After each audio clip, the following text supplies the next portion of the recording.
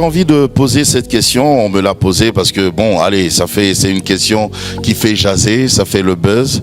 L'affaire 2000 €. On a dit que le pasteur Joël Kabasele commence maintenant à estorquer de l'argent chez les fidèles, les enfants de Dieu. Vous dites quoi? Ça a choqué certaines personnes, c'est parti dans tous les sens. J'ai senti aussi un peu de la manipulation chez certains hommes de Dieu. Enfin, j'ai pas envie de trop parler, mais expliquez-nous, comment on peut comprendre ça, cet acte-là que vous avez posé? Pasteur, je crois que je ne répondrai pas à votre question. Et je crois que je veux simplement dire une chose, sans répondre à la question. On ne se bat pas pour la vérité, mais on peut mourir pour elle. La vérité se bat pour elle-même. Okay. Personne n'a besoin de se battre pour la vérité. Elle sait se défendre très bien. Okay. Mais on peut mourir pour la vérité. Alors, je suis enfant de Dieu. J'aimerais d'abord que ça soit très clair pour ceux qui peuvent m'écouter. Parce surtout que vous n'avez jamais fait ça. Hein? C'est pour ça que ça choque un peu. Il y a des gens qui peuvent écouter sans entendre, mais je parle à ceux qui peuvent m'entendre. Et donc je suis enfant de Dieu. Et en tant qu'enfant de Dieu, il y a une chose que je sais depuis que je suis enfant, depuis que je rampe comme un bébé. C'est que rien ne peut acheter la grâce. Rien. La grâce ne s'achète pas. Elle ne s'achète pas. Elle ne peut même pas. Il n'y a aucun montant. Okay. Même pas des millions. Et ça, ce n'est pas à l'âge actuel que je le sais.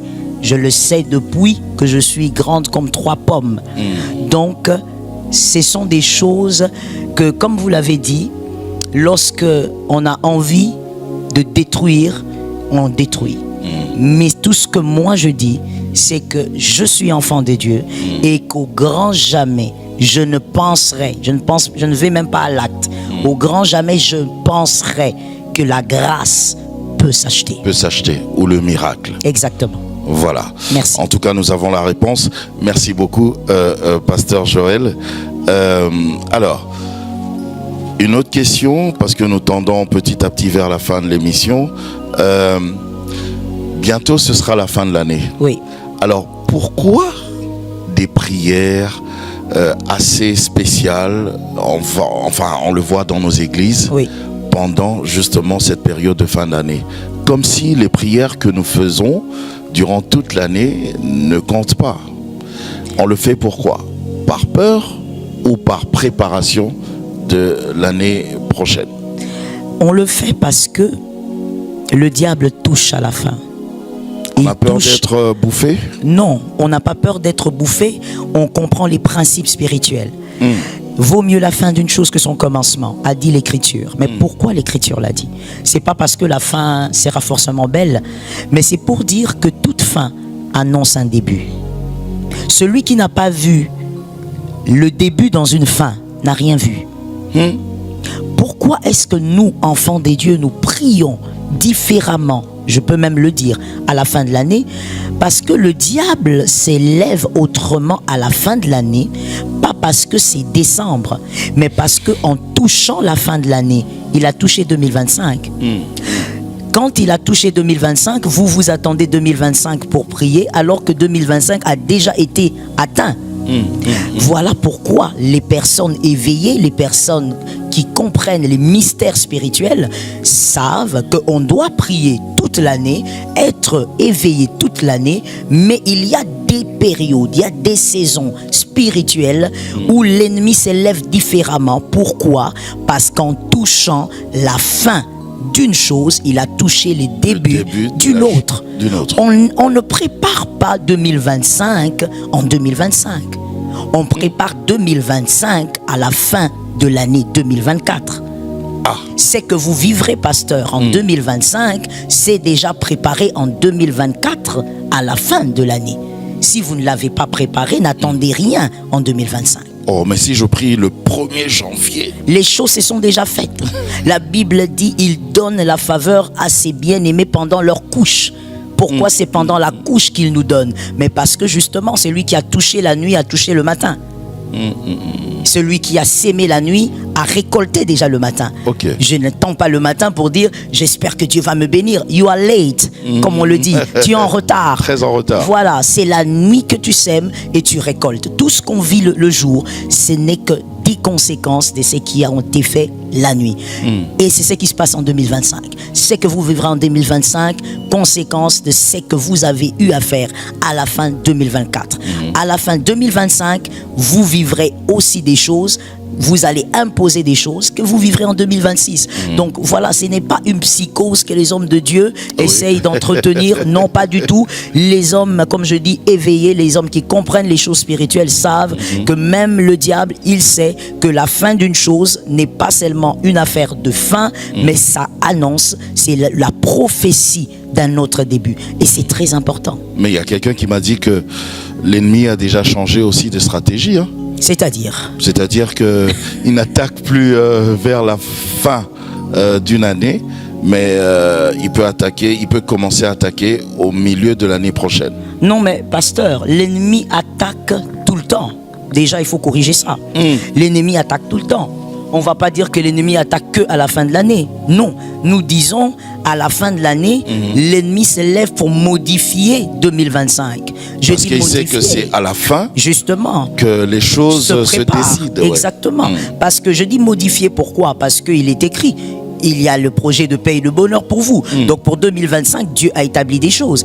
Mais pour ceux qui sont distraits, le diable modifie ce que Dieu a établi à la fin. Parce que la fin est la prophétie d'un début.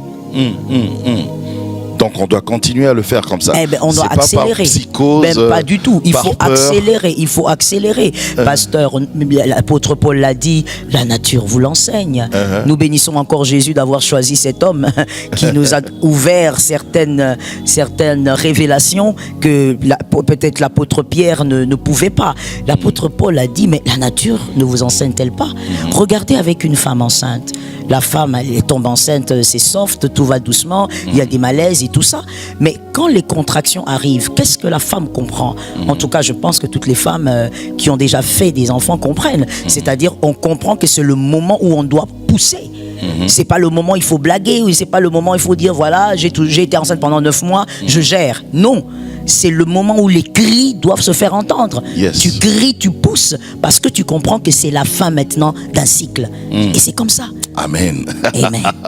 Très bien. Alors, 2024, Pasteur Joël, il y a eu aussi cette affaire qui a fait le buzz, c'est parti dans tous les sens également, l'affaire Balthazar. Et les gens en parlaient, et certains, et là je parle des hommes de Dieu, certains, ils ont dit que cette affaire, on doit plutôt regarder ça dans le sens spirituel. Que c'était une manière subtile de souiller les enfants de Dieu ou les nations en général. Qu'est-ce que vous dites? Moi, je rentre vers les Écritures. J'aime beaucoup les Écritures. Je suis né dedans, donc j'aime rester dans les Écritures. Je rentre vers les Écritures et c'est ce que j'avais dit dès le départ de cette affaire. Je l'avais dit aux femmes, au culte des femmes, parce que j'étais en train de faire un culte pendant, je crois, 2 jours après l'affaire. Et j'ai fait un culte avec les femmes. J'ai donné un ordre à toutes les femmes. Premièrement, de ne pas écrire ce nom-là. Évitez même de le citer. Voilà, moi, je ne veux pas le citer, tu vas remarquer. Pourquoi? Mais il y a des gens déjà qui s'appellent Balthazar. Oui, dommage. Parce que je rentre aux sources. Je vois ça dans l'Écriture. Le livre de Daniel parle d'un roi. C'était son nom. Qu'est-ce qu'il avait fait, ce roi? La particularité de ce roi et de cette histoire, c'est Daniel qui est en train d'interpréter des écrits qui étaient placés sur le mur par la main, par une main, sans corps. C'est un grand mystère. Mais pourquoi? Parce que ce roi qui portait le même nom était en train de festoyer avec ses femmes et des prostituées. Il a ordonné qu'on aille dans le temple de Dieu, qu'on prenne les ustensiles du temple et qu'on amène et que lui fête avec ses prostituées et ses femmes. Il a donc désacralisé ce qui était dans le temple. Donc pour moi, c'est très clair ces hommes de Dieu ont bien vu, puisqu'ils sont rentrés dans l'écriture. C'est un esprit, ce n'est pas un homme. C'est un esprit qui a pour but de désacraliser certaines choses et de souiller les pensées des hommes. Je ne dis pas seulement des chrétiens, des hommes. Je veux te choquer, et peut-être même pas. Je sais que toi, tu es très informé. Tu sais, il y a des femmes, des hommes qui sont tombés dans la masturbation après ces choses. Non. Qui vivent. Moi, j'ai reçu le témoignage d'une dame et je bénis encore le Seigneur pour sa vie. Je sais qu'elle me suivra. Elle saura que c'est elle. Et je lui dis ici, je bénis Jésus pour ta vie, pour ton courage, parce que plusieurs sont dans son cas mais n'ont pas eu la force. Elle est venue me voir. Elle m'a dit, maman, je dois te dire la vérité. J'ai reçu quelques vidéos de ce monsieur-là, mais depuis là, c'est une femme mariée avec 4 enfants. Mais depuis là, je suis tombé dans la masturbation. Oh là là. J'ai un homme avec qui je ne me suis pas plaint, en tout cas, au niveau de l'intimité jusqu'ici. Mais maman, tu es ma mère, tu es mon pasteur, je dois te le dire. Je suis tombé dans la masturbation et j'arrive pas à en sortir. Et elle dit, je sais que c'est depuis que je regarde ces images. Donc c'est pour vous dire que c'est un esprit qui est venu, qui a fait un travail, et je veux même vous informer, et je pense que les véritables prophètes ne vont pas me contredire. Les prophètes, je ne parle pas des prophètes qui blaguent, je parle des prophètes qui naviguent dans le spirituel, que cet esprit a frappé et on va pas dire qu'il est parti, parce que les démons sont là, mais il s'est caché. Il va frapper encore après quelques années. Oh. Oui, c'est un esprit, c'est un vent qui va revenir encore selon les saisons. Okay. Il va revenir frapper encore dans une génération. Pour l'instant, il s'est tué. Exact, il a fait le travail qu'il devait faire. Ok. Pasteur, très peu n'ont pas vu ça. Donc très ça nous a réellement souillés. Et bien sûr, même si certains peuvent dire, mais moi je ne suis pas tombé dans la masturbation ni dans l'impudicité. D'ailleurs, j'ai regardé ça avec ma femme. Vous avez été souillés. La Bible dit, tu ne regarderas pas la nudité d'un autre. Tu ne peux pas être à l'aise. Regardez ces choses. Et vous voyez comment il y avait même, pour ceux qui ont pu regarder, moi j'ai suivi, gloire à Dieu, je n'ai pas regardé même pas un brin, parce que je savais déjà quel type d'esprit était derrière. Vous avez les témoignages des gens qui disent que la plupart de ces femmes étaient consentantes. Elles étaient là en train de regarder comment on les filmait. Oula. Vous trouvez ça naturel? Non. Non. Il y a eu un pouvoir. Il y a eu une Il paraît puissance. qu'on leur donnait de l'argent pour accepter tout ça. Vous savez, pasteur, Beaucoup d'argent. jusqu'à un certain niveau, l'argent ne peut pas tout acheter. Ok. Vous allez voir qu'au-delà de l'argent, il y a eu un pouvoir d'envoûtement, même sur ces femmes. Wow. Il y a eu une puissance. Je n'aimerais pas parler de l'homme lui-même parce que c'est un père de famille, c'est un époux. Je n'aimerais pas parler de lui. Je parle en général parce qu'il y a eu plusieurs femmes. Il y a eu un pouvoir d'envoûtement. Et ce pouvoir d'envoûtement est allé vraiment toucher à toutes les personnes qui ont regardé cela. Et moi, je lance un appel. Permettez-moi de le faire. Oui. Toutes les personnes qui ont eu à regarder, même pendant 3 minutes, pendant que je parle, fais une prière à Dieu et demande au sang de Jésus de te purifier. Yes. Et heureusement que nous avons pour nous le sang de Jésus. Parce que si vous banalisez cela, vous ne savez pas comment le démon fonctionne. Il peut avoir envoûté votre esprit et ne rien faire maintenant. Vous pensez que vous allez bien, mais après quelques années, vous commencez à constater des choses étranges dans votre vie, dans votre sexualité, et vous ne saurez peut-être pas d'où ça vient.